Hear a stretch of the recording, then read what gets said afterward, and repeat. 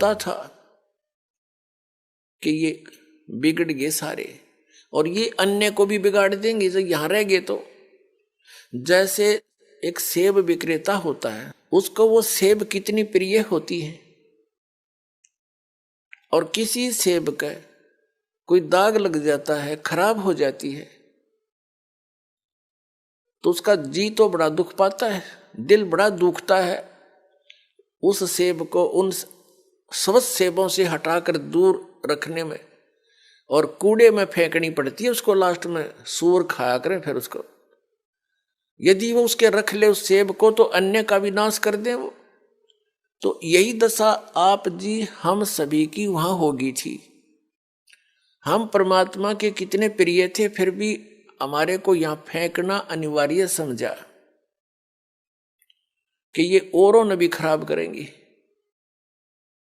हम अपने पैर पे कुवाड़ा आप मार के आए हैं यहाँ पर। ये सत्कर मान लियो पुण्यात्माओं, ये कोई डूम बाट के गीत नहीं है।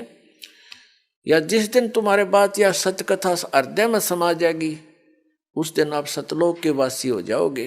ये विश्वास होना ही कठिन है। तो परमात्मा ने कहा कि इनसे पूछ ले, जो तेरे साथ जाना चाहता हूं मैं भेज दूंगा। तो पुण्यात्माओं, वो ज्योति निरंजन हमारे पास आया। हम तो पहले उसको चाह रहे थे, उसके आते ही चारों तरफ खड़े हो गए। उसने कहा कि मैंने पिताजी से 21 प्लाट लिए हैं, 21 ब्रह्मांड, उनमें ऐसे रचना रचूंगा, वहां पर ऐसे पहाड़ बनाऊंगा, झरने बनाऊंगा, फलदार वृक्ष लगाऊंगा, मेरे साथ चलोगे तुम? सभी ने हमने एक सुर में कहा कि यदि पिताजी आज्ञा दे देंगे तो हम आपके साथ चलने को तैयार हैं। ज्योति निरंजन ने आकर के परमात्मा से अर्ज की कि हे परमेश्वर, हे पिताजी, तो कुछ आत्माएं मेरे साथ जाने को तैयार हैं, आपकी अनुमति चाहते हैं।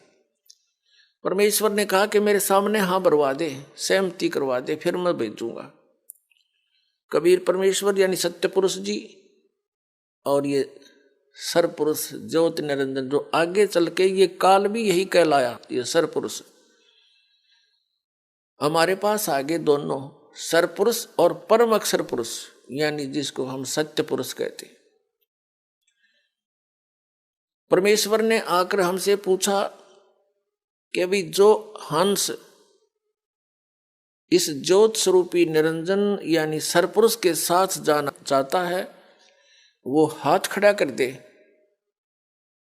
अब पिताजी के सामने, क्योंकि जिसने पहले हमें कहा था कि इसके ऊपर आसक्त मत होना, कर्म बिगड़ जाएंगे तुम्हारे, तो नहीं हिम्मत पड़ी अपने मन की भावना को सार्वजनिक करने की। चुप हो गए, सन्नाटा छा गया, नीचे को गर्दन कर ली। तो परमेश्वर ने कहा कि ज्योति निरंजन, तू तो कह रहा था कि कुछ आत्माएं मेरे साथ जाना चाहते हैं, ये तो कोई भी तैयार नहीं है, झूठ बोल रहा था तू। तो उस समय एक आत्मा ने सबसे पहले हिम्मत किया खड़ा होने का, और खड़ा होकर कहा हंस ने कि हे महाराज, हे परमात्मा, मैं इसके साथ जाना चाहता हूं। अब उसकी देखा देखी फिर हमने भी सोचा कहीं एक आनंद लूट जाए, वहां पर हम रह जाए पीछे। तो हम सभी ने हाथ खड़े कर दिए दोनों। जितने भी यहां चिट्ठी से लेकर हाथी तक, रंग से लेकर राजा तक, 21 ब्रह्मांड में ब्रह्मा विष्णु महेश ऋषि महर्षियों तक जितने भी आत्माएं हैं, ये सारे की सारी सतलोक से आए हुए हैं। तो हम सब ने हाथ खड़े कर दिए इसके साथ आने के लिए। हम इतने निर्लज्ज हो गए। तब परमेश्वर ने कहा कि ठीक है ज्योति निरंजन, अब जाइए अपने प्लाटों में। जिस भी आत्मा ने, जिस हंस ने तेरे साथ जाने की सहमति दी है, उन सब के नंबर मैंने नोट कर लिए। इन सब को भेजूंगा, लेकिन दूसरे तरीके से। परमात्मा ने हम सभी को फिर से बीज रूप में बना दिया, अति सूक्ष्म शरीर बना दिया। और जिस आत्मा ने सबसे पहले, जिस हंस ने सबसे पहले स्वीकृति दी थी, वो लीडर पा क्या था, उसकी लड़की बना दी, कन्या 18 वर्ष की, जैसे एज हो ऐसी। और उसके अंदर परमेश्वर ने अपने वचन से हम सभी आत्माओं को फीड कर दिया उसके अंतःकरण में, और कहा बेटी मैंने तेरे को वचन शक्ति दे दी है, जितने भी जीव वो ज्योत निरंजन कहेगा तू वचन से बोल देना, उतने ही वो जीव नर और मादा उत्पन्न हो जाएंगे, और सभी आत्माएं तेरे अंदर फीड कर दी है, डाल दी है। उस लड़की के साथ अपना एक पुत्र सहजदास, जो पहले 16 पुत्रों में से सबसे पहले 16 वचनों से 16 पुत्र उत्पन्न किए थे परमेश्वर कबीर जी ने, उनमें से एक सहजदास भी है। सहजदास से कहा कि जाओ सहजदास अपनी बहन को ज्योति निरंजन के पास छोड़ाओ। अब सहजदास लेकर के उस लड़की को, उसका नाम प्रकृति भी है, वही दुर्गा भी कहलाई, और उसी को आदि माया भी कहते हैं। उसको लेकर के ज्योति निरंजन यानी सरपुरुष के पास सहजदास आ गया और कह दिया कि इस लड़की के अंदर वो सभी आत्माएं फीड है, इसके अंदर डाल दी गई है पिता के द्वारा, जिन्होंने तेरे साथ आने के लिए सहमति दी थी, और ये इसको वचन शक्ति दे दी है परमेश्वर ने, जितने जीव तू कहेगा ये अपने वचन से उत्पन्न कर देगी नर और मादा। ये कहकर के सहजदास अपने द्वीप में आ गया। अब लड़की युवा होने के कारण उसका रंग रूप निखरा हुआ था। अकेली युवा लड़की को देखकर ज्योति निरंजन के मन में ये विकार उत्पन्न हुआ, जो आज आप सबके अंदर विद्यमान है। क्योंकि यथा राजा तथा प्रजा, क्योंकि हम फिर उन्हीं के संयोग से बनकर बाहर आए। इसने कोशिश की उस लड़की के साथ दुराचार करने की। प्रकृति ने बार बार प्रार्थना की कि ज्योति निरंजन तू मेरा बड़ा भाई अंडे से उत्पन्न हुआ पिता के वचन से, उसके बाद हम सभी उत्पन्न हुए, और अब मैं उसकी बेटी हूं, तू उसका बेटा है, हम दोनों बहन भाई हैं, ये जुल्म ना कर, महापाप का भागी होगा। उसने और यहां तक कहा कि मेरे पास वचन शक्ति है, जितने जीव तू कहेगा मैं बना दूंगी, उत्पन्न कर दूंगी। एक नहीं सुनी, वासना वसंदा हो गया। हद से ज्यादा जब बढ़ गया, लड़की ने अपनी इज्जत की सुरक्षा और दिखाई नहीं दी। वो भी उसी बाप की बेटी है, सूक्ष्म रूप बनाया, इज्जत रक्षा के लिए उसके पेट में प्रवेश कर गई, और वहां से पुकार की पिताजी मेरे साथ ऐसे ऐसे इसने जुल्म किया, मेरी रक्षा करो। अब परमात्मा को तो पता था अब इनकी केबरान मट्टी होगी, मूर्खों ने अपने पैर पाप को आड़ा मार लिया। पता लग गया कि होगी शुरुआत इनके किए हुए घोर पाप के कर्मों का फल शुरू हो गया। वो दयालु परमात्मा आए, अपने पुत्र जोगजीत का रूप बनाकर। ये जोगजीत, सहजदास, अचिंत, तेज, कोरम, ये आदि पहले 16 वचनों से जो एक एक पुत्र उत्पन्न किया था, ये सबसे प्रथम उत्पन्न पुत्रों में से है, जिनको परमात्मा विशेष आदेश देता है, उनसे वहां का कार्य लेता है। तो उसी जोगजीत का रूप बनाकर स्वयं वहां प्रकट हो गए, और ज्योति निरंजन के शरीर से पेट से लड़की निकाली,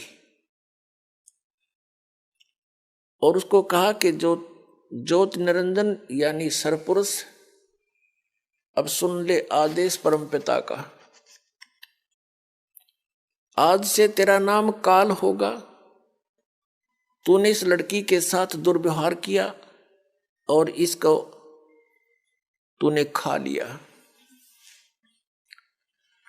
1 लाख मानव शरीरधारी प्राणियों का नित आहार किया करेगा और 1.25 लाख की उत्पत्ति किया करेगा। आज से तेरा नाम काल होगा और तुम यहां से निकल जाओ दोनों 21 ब्रह्मांड को लेकर के। ऐसे लोक में, ऐसे सत्यलोक में, सच्चे लोक में जो ऐसे गलती करता है उसका यहां ठिकाना नहीं है। ये कह करके परमात्मा ने उसके 21 ब्रह्मांड चालू कर दिए। ऐसे चल पड़े जैसे विमान चल पड़ता है, उस परम पिता के आदेश थे। अब ज्योति निरंजन ने बहुत कोशिश की। अब उस ज्योति निरंजन ने जोगजीत अपना बड़ा भाई समझकर विनय बहुत किया कि मुझे अक्षमा करवा दे पिताजी से कहकर, फिर से गलती नहीं करूंगा।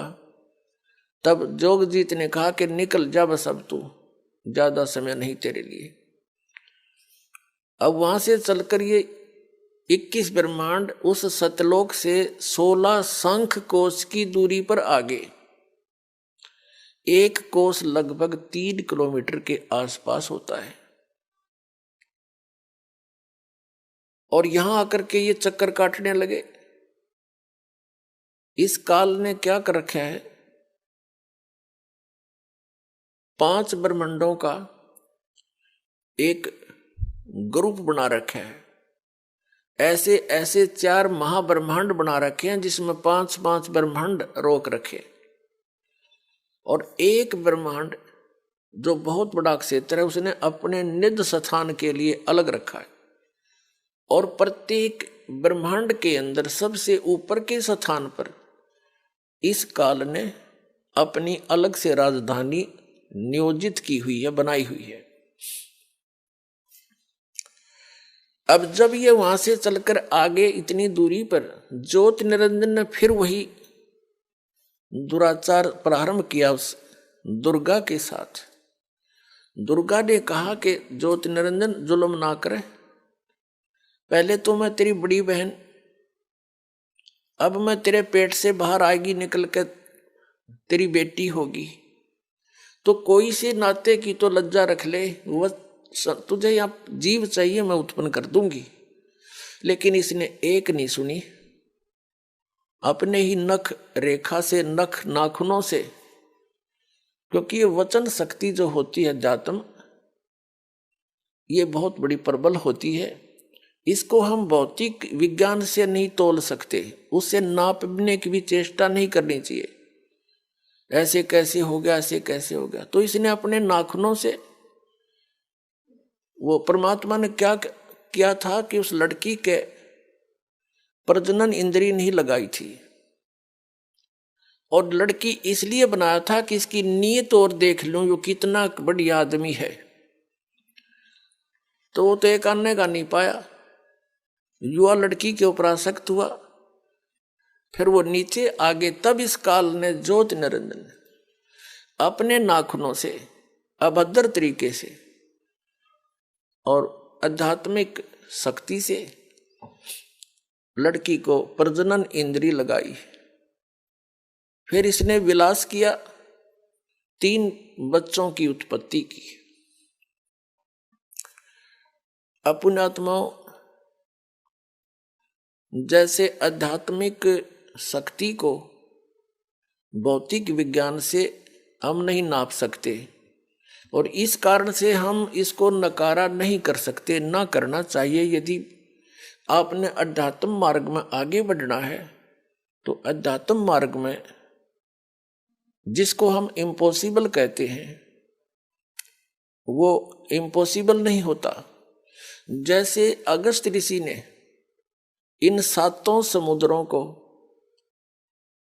एक ही घूंट में, एक चुल्लू में यूं उठाया था और पान कर गया, सारे सूख गए थे। तो आज की भौतिक विज्ञान इस बात को मान सकती है, वो ना मानने ना मानने दे। पर यदि आपने इस भक्ति मार्ग पर आगे बढ़ना, ये सारी सच्ची समझना। तो उसने क्या किया, अपने आत्माओं, अब काल ने क्या कहा कि अब मेरा कौन क्या बिगाड़ेगा। अब जो सजा मुझे मिलनी थी मिल गई, मनमानी करूंगा, सब तरह से उसको डरा धमका दिया। अब दुर्गा को और कोई विकल्प दिखाई नहीं दिया। दुर्गा ने उसको समर्पित कर दिया और प्रत्येक आज्ञा का पालन करने लगी उसके डर से। तो उसने कहा कि मेरा भेद किसी को नहीं देगी तू, नहीं तो तेरी खैर नहीं है। किसी को नहीं बताना मैं कैसा हूं, कहां रहता हूं, और आज के बाद तू सारे ब्रह्मांड में, इन 21 ब्रह्मांडों का तू ही संचार यानी कंट्रोल करेगी, इसको संभालेगी। अब दुर्गा ने कहा कि एक बात बता, मैं एक स्त्री और इतने काम को कैसे संभाल सकूंगी, अब तू मेरे साथ तो रह कम से कम। तो उसने कहा कि नहीं, मैं ऐसे स्थान पर रहूंगा वहां कोई नहीं जा सकता, और वहां पर तू भी मेरी ही आज्ञा और वचन से ऊपर आ सकती है, अन्यथा तेरी भी हिम्मत वहां आने की नहीं होगी, ऐसी व्यवस्था करूंगा। अब दुर्गा के पास कोई विकल्प नहीं था, अपने पैर पर आप कुआड़ा मार के आई थी, सारी बात स्वीकार कर ली। कहा कि मेरा भेद मत देना, मेरे विषय में किसी को नहीं बताना। नमस्कार जी। नमस्कार सर। क्या नाम है बहन जी आपका? पूनम साख। बहन जी आप कहाँ के रहने वाले हैं? मैं इटावा यूपी की रहने वाली हूँ। संत रामपाल जी महाराज से नाम दीक्षा लेने के बाद श्रद्धालु को बहुत सारे लाभ प्राप्त होते हैं, तो क्या आपको भी लाभ प्राप्त हुए संत रामपाल जी महाराज से नाम दीक्षा लेने के बाद? हाँ सर, मुझे टाइफाइड हो गया था, तो डॉक्टर ने चेक करा। पहले तो बहुत दिन तक ऐसी दवाई देता रहा, फिर बोल दिया कि अब सफदरजंग चले जाओ। सफदरजंग हॉस्पिटल गए तो उन्होंने चेक करा तो मुझे खून में इन्फेक्शन था, मेरे टाइफाइड हो गया था, और मेरे बच्चादानी के अंदर गांठ थी। मेरे जो पति को टीबी थी वो 5-6 साल से थी। बहुत दवाई खिलाई, हर तरीके से उनको जगह जगह पर इलाज करवाया, कहीं ठीक नहीं हुए, और सारे डॉक्टरों ने मना कर दिया था कि ये तो परमात्मा ही ठीक कर सकते हैं अब तुम्हें। तो मैंने कही हम सतगुरु रामपाल जी महाराज से प्रार्थना लगाएंगे। फिर परमात्मा से मैंने प्रार्थना लगाई। संत रामपाल जी महाराज ने कहा कि बेटा ठीक हो जाओगे, आप भक्ति करो। तो उसी परमात्मा के आशीर्वाद से हम बिल्कुल ठीक हैं। तब से मेरे बच्चे भी सुखी हैं और हम भी सुखी हैं। मेरे घर में कोई तकलीफ़ नहीं है, और मेरे घर में हर चीज़ से तंगी भी थी, पैसे टकों से, हर चीज़ से थी। तो मेरी आर्थिक स्थिति भी ठीक है, और मेरे पति की बीमारी भी ठीक है, और मेरी भी बीमारी ठीक है। मेरे बच्चों भी अब ठीक हैं, और सतगुरु रामपाल जी महाराज की दया से मेरा घर खुशियों से भर दिया मालिक ने। धन्यवाद बहन जी। सच साहिब सर।